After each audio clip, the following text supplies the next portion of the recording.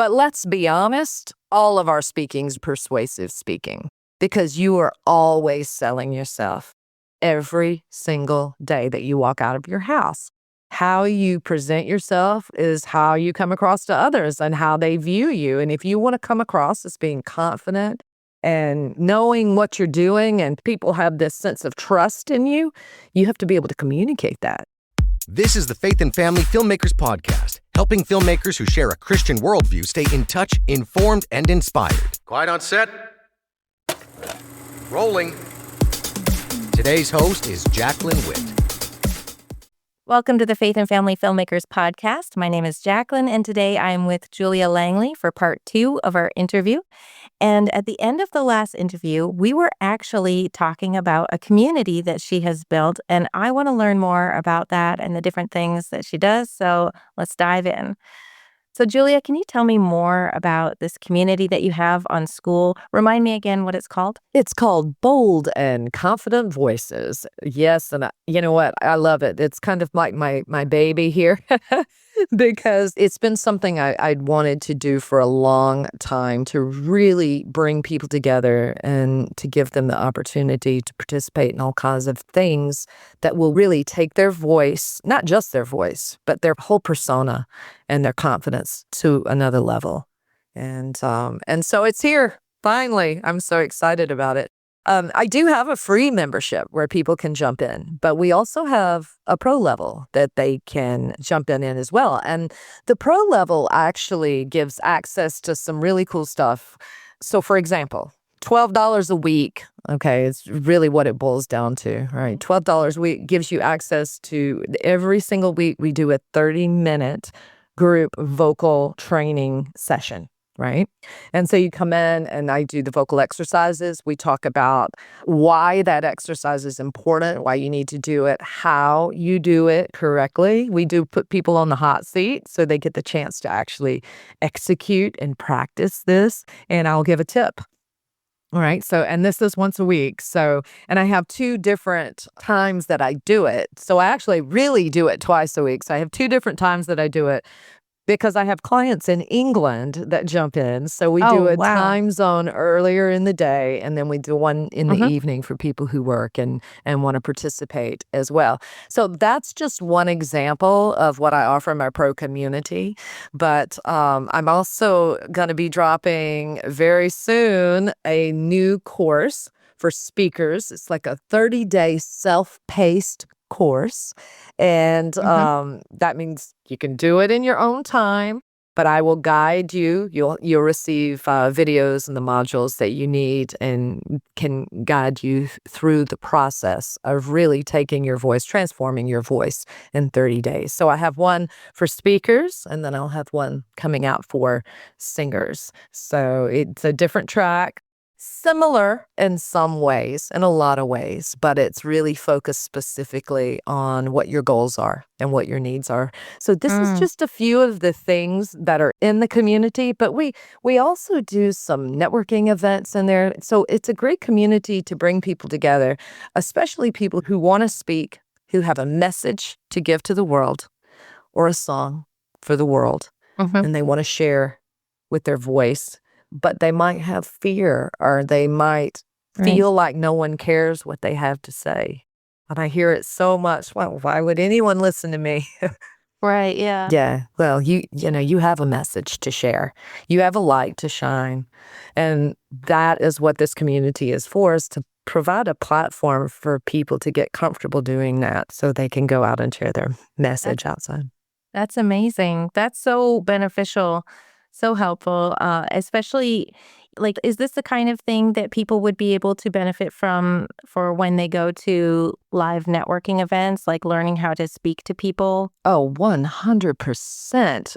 And I'm so glad that you brought that up, because often one of the things I hear is people think that this is just for people who want to take the stage. All right. Like TED Talks or something. Yeah, like TED Talks. We need our voice to communicate every single day. So a business person going to a networking event, and I'm the first one that had to learn this, going to a networking event. I'm outgoing, but I have a side to me, like I can get shy sometimes. And so I had to learn the skills necessary to say, hi, my name's Julia. It's hard to walk up sometimes to a group of people and just say, Yes. hi, I'm Julia. And, so learning how to ingratiate yourself into a conversation and Yes. be welcoming, but, be productive with others. Someone looking for a job interview. Like I had someone come to me and say, I've got this job. It's a really huge raise for me. Can you help me? It was a high-level management position. I said, yes. We actually did this one-on-one. So they actually came to me as a private client and we worked. And I got a call when they came out of the interview and they said the first 5 questions they asked, they had answers for every single one of them. They just rattled it out. Oh, nice. Not only did that happen, but the next day they received a bonus and accolades from the CEO of the Ooh. company because the interview was Nice. great. That's a great testimony. It was amazing. I was so excited. Well, they had to pull it off and they had to study. So I'm going to put credit where credit's They put due. the work in, right? They put the work in. But I gave them the guidance that they needed really to make the difference in how they communicated it. Because he had the knowledge up here, but it wasn't connecting with the words that he was saying, the knowledge that he had. So he really wasn't doing himself proper justice until he learned, I need to say it. If I say it in this way, then it comes across a little bit different. So that's just one example of many, And I could imagine it would also be really beneficial for people that need to pitch, which happens all the time in this industry. All the time. Pitching, I swear, I think that is the thing that it's like you can do all of these other things really, really well. But if you don't know how to pitch, nothing's going anywhere. No, it's not. Exactly. And that is, these different things that we're talking about, they're their own special thing, for lack of a better word. So there are techniques that you use in a job interview, right? In a sales pitch type situation, or at least whether it's sales or not, you're trying to bring someone over. Persuasive speaking is really what that's considered. But let's be honest, all of our speaking's really persuasive speaking because you are always selling yourself, okay? Every single day that you walk out of your house. How you present yourself is how you come across to others and how they view you. And if you want to come across as being confident and knowing what you're doing and people have this sense of trust in you, you have to be able to communicate that. You know? Yeah. I was actually going to say that when you said if you want to come across as confident, and I was thinking, and the value of that is that people will want to trust you or they feel like they can trust you because they can see that confidence and they feel like that means something. That's right. It's not an arrogance, it's a confidence. And I know for myself, when I've walked in confidence, people trust me. They give me responsibility and then they walk away believing I can do it. And they believe that's right. The confidence is so important. It really is, because you can be the most knowledgeable person in the world, but if you aren't communicating that in a confident way, and lack of confidence, and I always talk about this, can come out in one of two ways. It either comes out as being powerless and weak, or comes out as being arrogant and know-it-all, egotistical. So you've got two ways. The confidence is that balance between the two, actually. So knowing it all is not confidence either. No. That's actually a surefire sign that you're insecure, to be quite honest with you. So learning how to have that balance between feeling very secure in who you are. And sometimes you're going to have people say, oh, they think they know everything. You have to stand in your strength, in trusting in yourself and your belief, and knowing that in staying calm, there's a lot of things that go into it. But confidence really is everything. It shows up in everything that we do. And especially if you're trying to accomplish something by using your voice. Absolutely. You have to use the right words, use the right tone. It's a known fact that people that speak with a deeper voice make more money. Interesting. Well, then I guess I will lower my voice. I do have a low voice, I think. You do? Yeah. I'm an alto, sometimes a tenor. Well, you do, but you have a very calm tone, Mm-hmm. and I would put it in the mid to low category, right? Yeah. But it's an absolute fact. This is just research. This isn't me talking. This is research done that people that speak in a lower tone make more money. Why? It's Mm-hmm. the trust factor that we were just talking about. People trust Interesting. it because it seems calmer, more together, right? Whether it is or not, but perception Right. is very important. So, especially, Oh, when you're yeah. out there trying to sell your screenplay, you're trying to get someone to Yes. invest in you. Yes. They're not going to do it if they don't trust you. Well, yeah. I mean, think of all of that money that you're asking for. They better trust you with it. They better trust you. I Yeah. love that you got into mentoring. Like, it's interesting listening to your story in the first episode. You grew up, on stage and singing and all of that, and then you took a business class, and then you got back into singing, and now you're into mentoring. Yes. And I love that. And so I think sometimes that happens just because, people have the experience and then they realize, like, hey, I know stuff that I can help people with. But was there something else, a moment for you that kind of sparked this idea that you wanted to now mentor and help other people to learn some of the things that you had to learn? Yes. Well, when I was not on the road with CERT, when I was off, I had a voice coaching studio. And I had people who were learning how to sing. It was mostly focused on singers and really teaching voice technique and how to be a great singer. Mhm. I started seeing more than just voice training happening. I started seeing actually transformations in everything. The way they looked, the way they carried themselves, the way they spoke. Mhm. I did say one time, I feel like I'm more of a therapist than I am a voice coach. Right. Because, I would get the freak out calls on a Saturday night, where she was having a meltdown about having to do something on stage. Or if I had to be out of town and they missed a vocal lesson, you would think I was doing brain surgery. I was like, I'm not a surgeon. Like, I'm a voice coach. You have to be here. So I would have to do remote sessions with people Wow. just to calm them down enough because of the stage fright that comes with it. And that's not Yes. me. This is a real paralyzing thing. The fear of being on public speaking is right up there with spiders. It's the number one fear in the world. So this was Yes. a real thing. So moving forward with that, I saw this transformation happening and I was like, there's something to this. So it instead of voice coaching, it started becoming more like, but in 2019, I had something life-changing. I got hit by a car while I was riding my bicycle. And instantly my life was different. I'm riding high. I'm like boating and going out with my friends when I'm in South Florida. I'm like living this tropical lifestyle, right? It's the top of my game and it's changed like that. Right. I Wow. I had 5 broken bones and a spinal cord injury. And I mean, I couldn't even open a Tupperware. My hands were so badly mangled and damaged. And I'm a classical piano player too, on top of Oh, that. no. So, like, it was my hands, I couldn't move them. And I also had the neck injury that wouldn't allow me to do anything with my arms. I was this close to being paralyzed. Oh, wow. I had 4 surgeries after that, 1 a year for 4 years. I had 5 broken bones. And about 4 months after my accident, the nightmares started. So that's when I got diagnosed with PTSD. And that is its own, aside from the physical injuries that I suffered, Mhm. that might be the hardest part of it because it was a complete readjustment.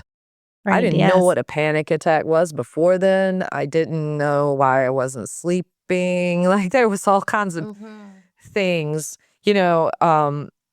I remember doing a tour after I was diagnosed with this once, and they picked me up and moved me around, and it was like being thrown through the air. I remember flying through the air after getting hit, and I had a panic attack. Like, you Right. can't. So things like this. So there were a lot of changes that I had to make. We went right out of that into the pandemic. So I was convalescing, and then now all of a sudden I get my yellow slip from Cirque du Soleil that says, hey, everyone, 4,000 people Right. out of a job, just like that. Wow. Yeah. Entertainment's the first to go and the last to come back, in a situation like that. Ugh. So, it was hard times. But in my usual fashion, I was like, okay, what am I going to do with this? Right, yeah. So the first thing I did was I came home to spend time with my parents. And thank goodness that I did, because my father passed in 2021. So I got to spend that time with him, going to breakfast, doing silly things. Not only that, I got time to rethink where I wanted to go with my business. And that was when the expansion started. So I really decided that what I was doing was bigger than just vocal technique. Right. It was life-changing. And this was about performers. This is about business people. This is about people who need to be louder than their kids so their kids listen to them. Yeah. Yeah. This is about people who want to audition. This is about a relationship that needs better communication. Yeah. So representing yourself every day. That's exactly Wow. right. Every single day. And I said, okay, so I'm just going to expand instead of, I usually don't use the word pivot. We were talking about this other. I use Okay. the word expansion. Okay. I like expansion I like it. because, well, that has been really more true for me because I'm still true to my roots here, Right, but yeah. it's just finding new and different ways to serve. So at that point, I was like, I want to go global. This is going to be a global Wow. experience. And so far, I want to do that. And I go out there and I'm still doing it because I just got back from England a couple of weeks ago curating I saw on Facebook, I was watching that. I saw the videos you posted. where I did 2 music workshops, and then we are curating a big gala next year. We're actually going to take people with us and they can participate in all this. So this is a new event that's coming up. That'd be fun. But that was my goal, is that the sky's the limit. And I think that that's the biggest thing, is that I want people to know that if you want something, you can do it. Yeah. You can do this. Yeah. You just got to find the inspiration within here or out, wherever you need to find it, and move on it. Yeah. And I think that that's part of the fullness of life that the Bible talks about. Like there's, So true. that Jesus came to give us life and life to the full. And, talking about language, you say you don't use pivot, you use expanded. And I stopped using the word busy. I say full.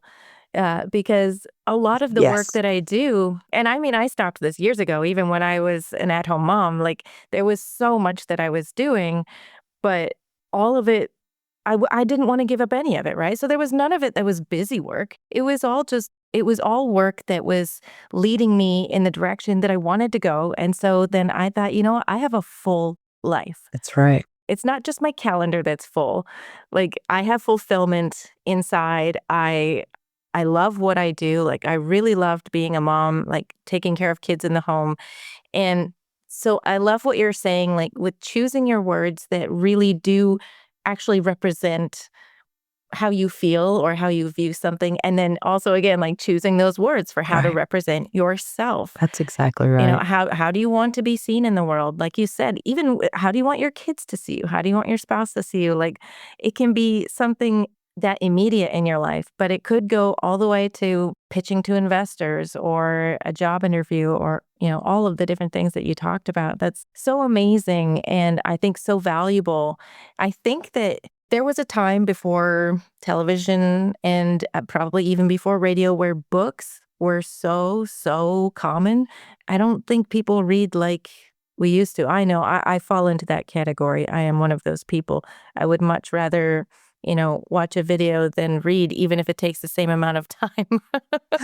Right. No, it's just easier. Let's put it, it's just easier. It is easier. Yeah. But the thing is that the language skills are very different. When you so think about the true. books that were written back then, like the language skills of people at that time were so much stronger. They represented themselves with so much more intentionality than today. And so I love like that you've come up with a way to help people to understand and figure out like, who do you want to be? And then let's help you represent that. Right. It's a choice. We have choices every day.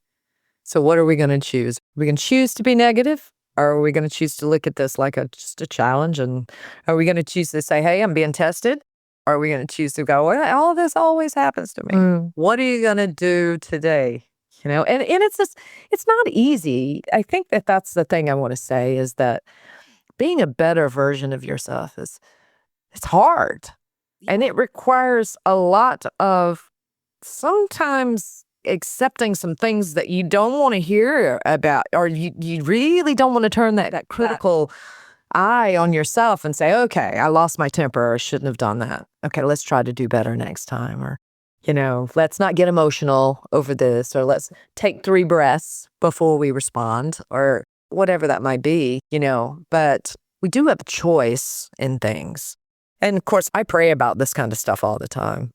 Every day I read my devotional, and then I could write a whole paragraph on my devotional every single day and how that applies to what's going on in my life. It's whether it be about charity, resilience, or love, or the fruits of the Spirit, whatever it may be, I could write a book on it, each day.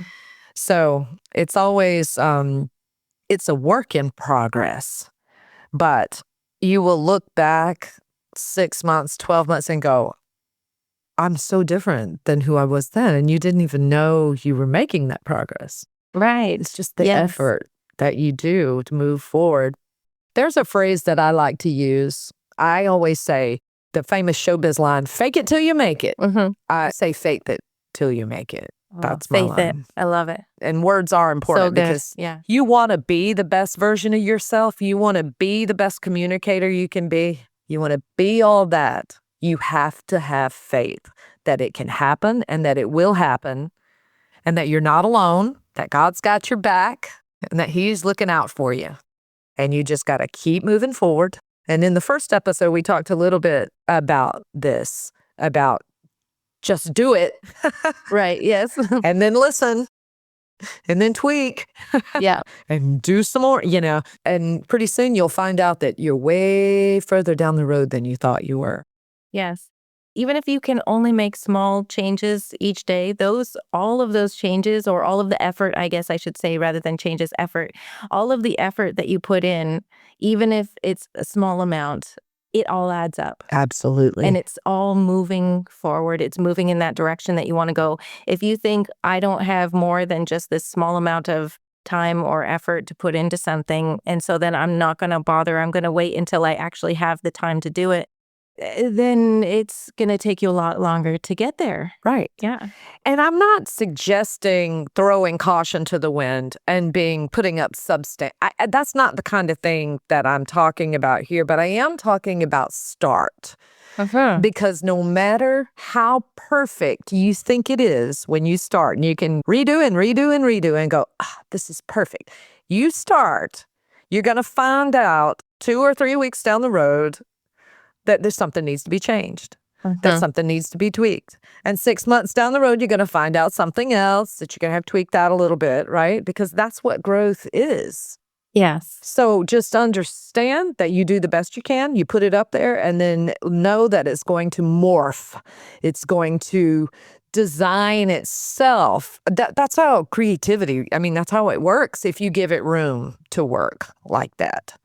So absolutely. it's doing your absolute best in that moment, putting it out there, and being flexible enough to see the changes that need to be made as they come, and then go along with it. I love it.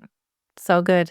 Thank you so much for being on our podcast. I've really enjoyed our conversations. And I just want to also let people know that you can find Julia Langley's curriculum on fafassociation.com. And also, as she mentioned, you can look for her in school. That's right. Bold and confident voices. Yeah. Oh, perfect. Bold and confident voices. So good. Thank you so much. Have a great day. Thank you. Thanks for listening to the Faith and Family Filmmakers podcast. If you've been enjoying this podcast, take a moment to follow or subscribe on your favorite podcast player so you don't miss an episode. And if you'd like to support the production of this podcast, you can leave a tip at faffpodcast.com/support. Bringing filmmakers together for faith and family.